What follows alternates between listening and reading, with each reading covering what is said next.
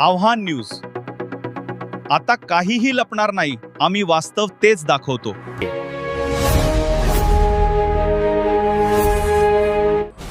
भुसावळात मध्यरात्रीचा थरार, तरुणाच्या डोक्यात कुंडी घालून केला खून, नेप कॉलनी परिसरात खळबळ. भुसावळ शहरातील आनंदनगर नेप कॉलनी परिसरात शनिवारी मध्यरात्री दोघांशी झालेल्या शाब्दिक वादातून एका तरुणाचा खून झाल्याची गंभीर घटना घडली आहे. या प्रकरणी पोलिसांनी तपास सुरू केला असून गुन्हा नोंदवण्यात आला आहे. मृताचे नाव अनिल उर्फ पिंटू आत्माराम सावकारे, वय 42, राहणार आनंदनगर नेप कॉलनी असे असून त्याच्या पश्चात पत्नी, एक मुलगा असा परिवार आहे.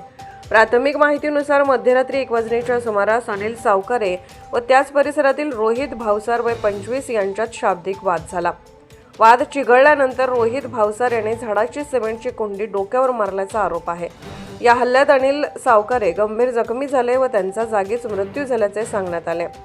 घटनेची माहिती मिळताच उपविभागीय पोलीस अधिकारी केदार बारबोले, बाजारपेठेचे पोलीस निरीक्षक राहुल वाघ, शहर पोलीस स्थानकचे पोलीस निरीक्षक उद्धव डमाळे, स्थानिक गुन्हे शाखेचे उमाकांत पाटील, प्रशांत परदेशी तसेच शोध पथक घटनास्थळी दाखल झाले.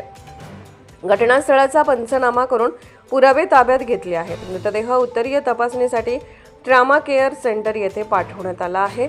या घटनेमुळे परिसरात भीतीचे वातावरण निर्माण झाले असून परिस्थिती नियंत्रणात आहे. संशयित व्यक्तीची चौकशी करण्यात येत आहे. आव्हान न्यूजसाठी संजय सिंग चौहान यांचा report, Bhusawal. Subscribe now and press the bell icon. Never miss an update.